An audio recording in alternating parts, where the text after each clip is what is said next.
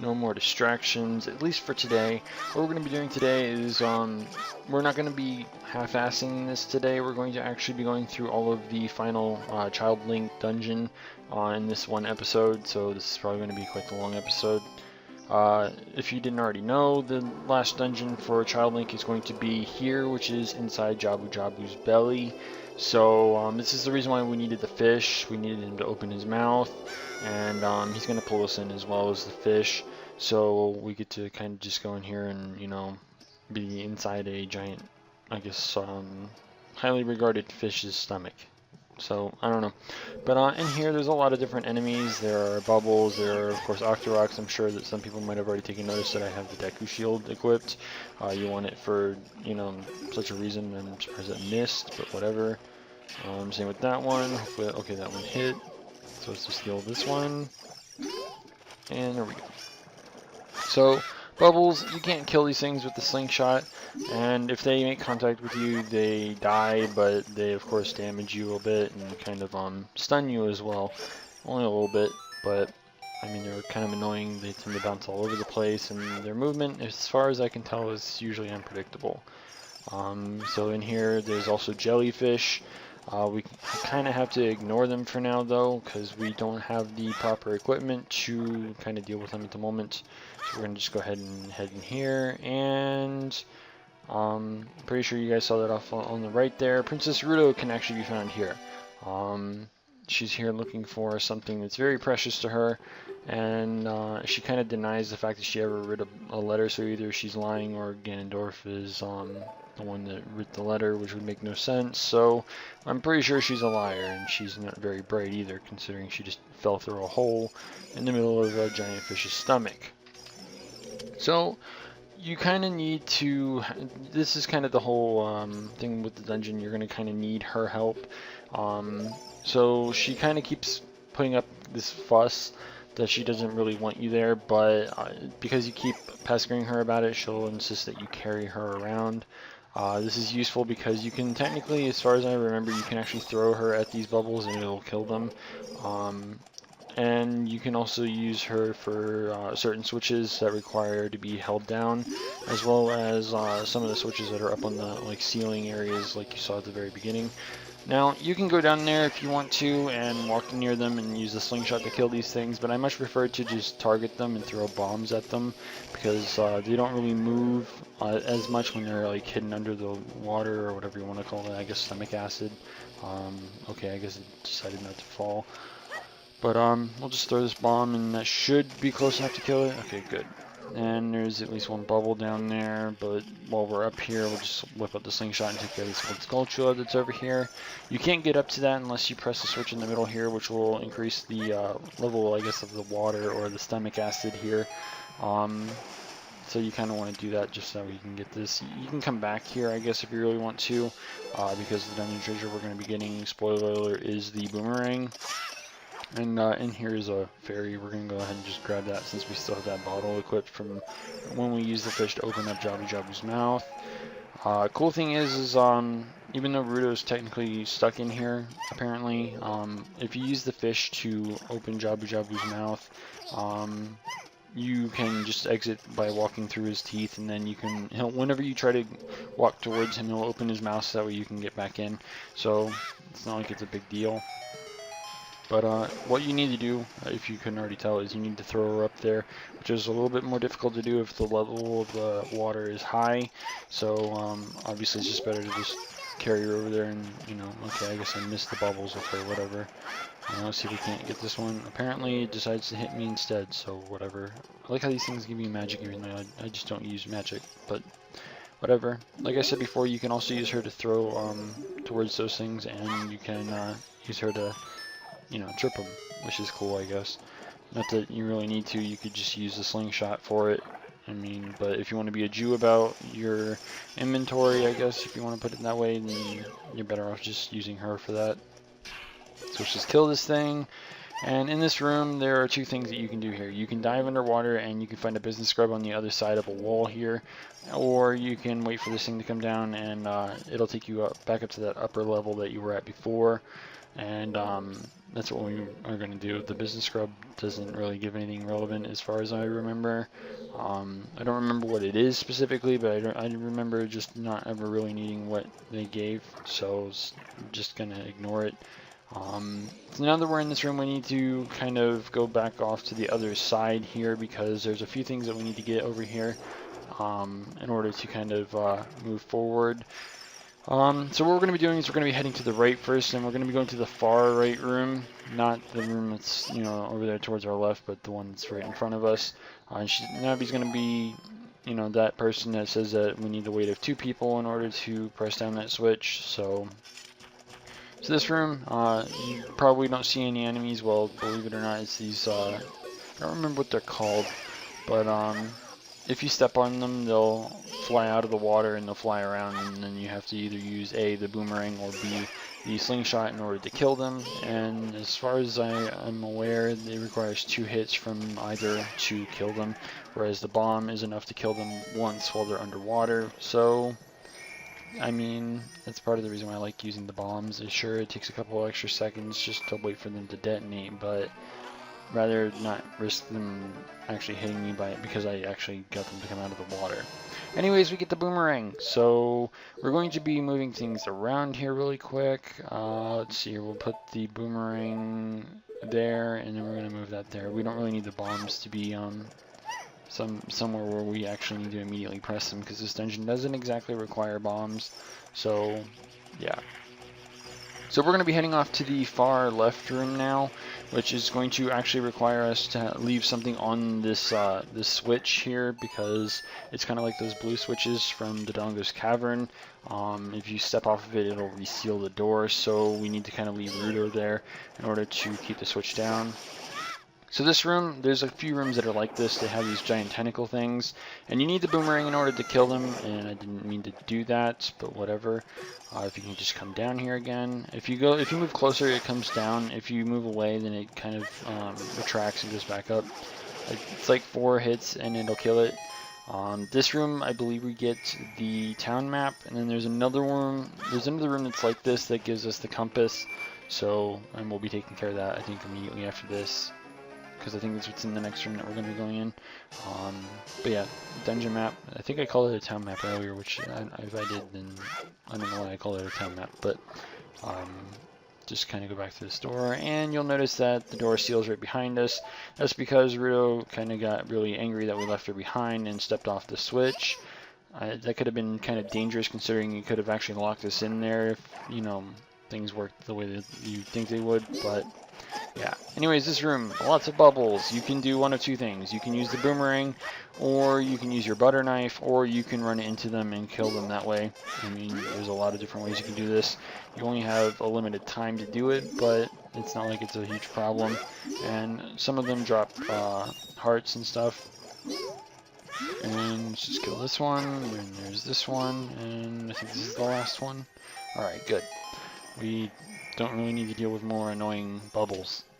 The most ferocious enemy in the game, bubbles. But let's just go ahead and open this chest. And what will we be getting? I'm pretty sure we already know what this is going to be. Yeah, it's the compass. We've already opened 2 big chests. The only times you ever find a big chest like that is either if it's a boss key, the dungeon map, the compass, or the dungeon treasure. So obviously we got the dungeon treasure already and the dungeon map, so all that we needed left was the compass. So we're going to be heading back over here to this room that's to the left of the far left room. And as I said before, there are a couple of rooms that have these tentacles. This one's not exempt from that, of course. I think there's maybe 3 or 4 in total, and we've already taken care of 2 or 3 of them, so just try not and get hit here. Just hit this thing. Okay, good. I really don't want to take more damage than necessary here because the boss can be kind of annoying if you go into it and don't know what you're doing, so just fair warning. So we finished that room. So now that we've taken care of all those tentacles, there's one more room that we need to take care of, which is the far center one. And this room also has another one of those tentacles, but it's also going to be surrounded by a bunch of jellyfish. So we need to kind of kill all the jellyfish as well as the the tentacle here. So just try and not get hit by it while we're trying to kill these things. Shouldn't if this thing didn't hit both of those, it would be kind of nice if it did, but whatever. So just throw our boomerang at this. It makes the second one. There's 3. One more should do it, and there we go.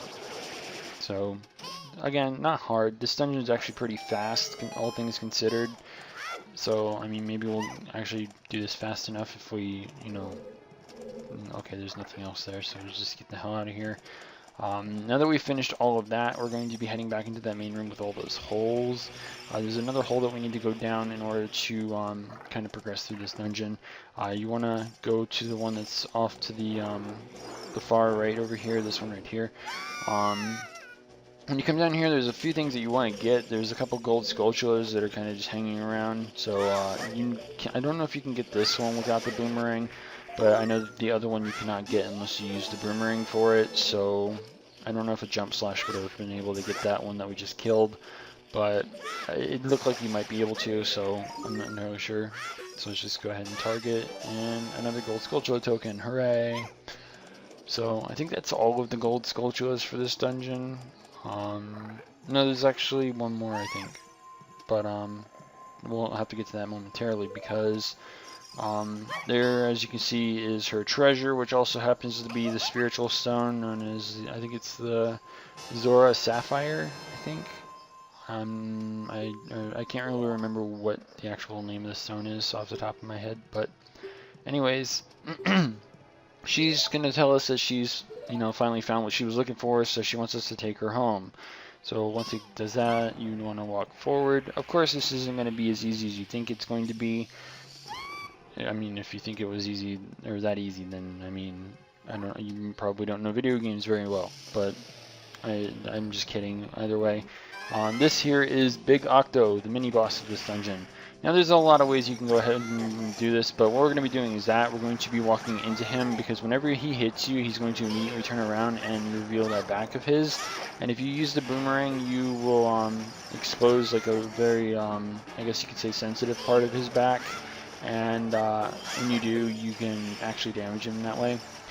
So you want to just kind of keep doing that. It's not like you're going to take a lot of damage, but it's probably the best way of going about doing this because, I mean, otherwise you're going to be chasing him in circles around the room. And if you get too close to this thing that's spinning around in the middle of the room, you can get hurt by those spikes, which you don't want to be doing either. And if you do the running around the room way of, you know, doing things, this is going to be like really long, and at that point it's just going to be like, okay, well, this is kind of boring. I don't want to be chasing this thing around. It's just easier to run right into him and just, you know, attack him that way. So now we can move into this room here, which is going to have a couple of these things. They're like pillars. I'm sure that a lot of people remember how we had to use the slingshot in order to hit those eye targets in the middle of in Dodongo's cavern. It's kind of like that. They're kind of timed, as you can see. I didn't want to do that either, but yeah, if you don't move fast enough, they'll kind of unfreeze, and you don't want that. So let's just go ahead and try and do this again. That one's now stunned. Go away, Octorok. Throw the boomerang again. Get the hell out of there before he knocks us down. And then we can go through this door over here, which is going to bring us to a room with a sort of elevator. Okay, Navi, shut up. We already know that you want our attention. But anyways, now we're back in this room. And what we want to do here, those boxes are obviously not just there to provide health and whatnot. You can use them to put like on levers, or not levers, but buttons and stuff, or switches, and you can leave them there so that way the switch will remain pressed, which you need for this. Okay, what do you use? Okay, she wants us to take a break. Well, guess what? We're not going to be taking a break. I kind of leave my DS on while I prepare for stuff. I actually also had to do the magic bean planning and stuff off screen before recording, so that's part of the reason why she's talking about taking a break, because I've had the game on for quite a while actually while I was preparing to record. So as you can hear, there's definitely a gold sculpture in here, and I missed it. Let's try this again. It should be a good angle. Alright, good. One more, and then we can just grab the token. I think there's still one more jellyfish in here, because I think we accidentally targeted it. But Yeah, see, it's still over there. We'll go over there and kill it. I don't think we really need to, but I'm going to anyways. Just because if it, for some reason, starts hovering up there and gets in our way, then it's going to be annoying, and we really don't need that. So when we climb up here, there's going to be there's going to be something kind of between us and that. I really don't even know what you would call this, but you can see that we can target this thing over here, and we want to hit that with the boomerang. There we go. And that will open up the boss room door, so we're going to go ahead and just drop down here and get into the boss room. So this boss room, it's kind of a jellyfish fight, and it does have, I think, 3 phases. And if I remember correctly, the name is I think his name is Baronade. As you can see, there's a whole bunch of jellyfish just kind of coming out of nowhere. And there's also something kind of latched into, like, I guess the central system of this fish. I don't know what you would really call it. But it's pulling in the jellyfish to kind of act as a shield, which is obviously not fun. So what we need to do first is these tentacles that are kind of latching onto the roof here, we kind of need to take care of them.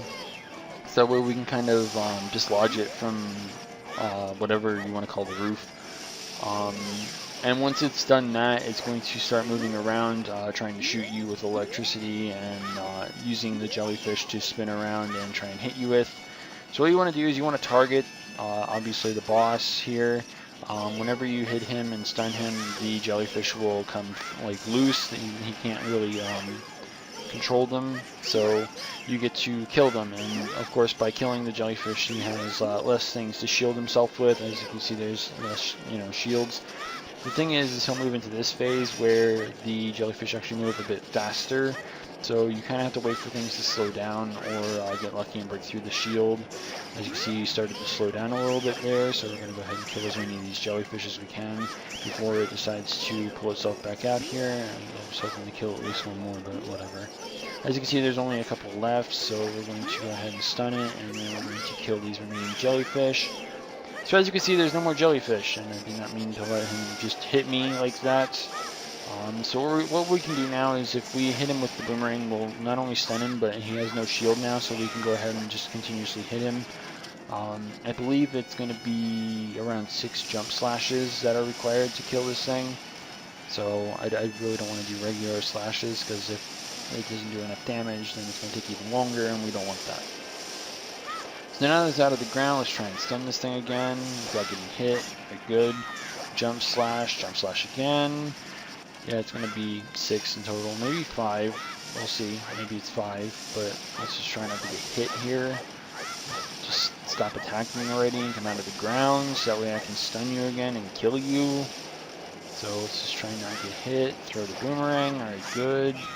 Jump slash. Okay, it was 5, so I wasn't entirely sure. We only got hit, I think, twice in this entire boss fight, which is pretty good, even though this dungeon's not exactly difficult, but whatever. Dungeon's done.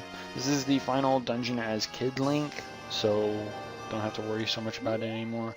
Heart Container, don't want to miss that. So with that, there's nothing else left here to really do. As you can see, Ruto's over here. It's kind of weird that she's all blushy and whatnot. I guess they somehow wanted to, or for some reason wanted to implement some kind of tsundere thing with her, which doesn't make sense, and you'll understand a little bit later down the line because she doesn't really have that personality anymore. But of course, those are spoilers and stuff. But okay, too close for comfort, and I really don't blame his reaction. I mean, from what we can tell, she's kind of like a practically naked fish woman that is just in our face for no reason. So she's gonna kind of come over here and will fawn all over us. She's gonna say that we look cool and whatnot, and that she feels obligated to reward us. So we get to answer a question here. I'm just gonna go with nothing really.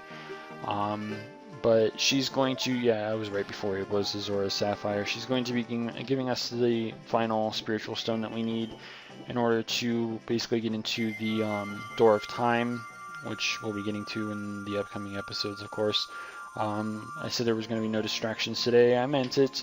There's going to be a lot of side tracking here in the next episode. There's going to be a lot of stuff that we can get, a lot of gold skulltulas, mostly. So it's something to kind of keep in mind now that we have the boomerang. Of course, we have the ability to get a lot of different things.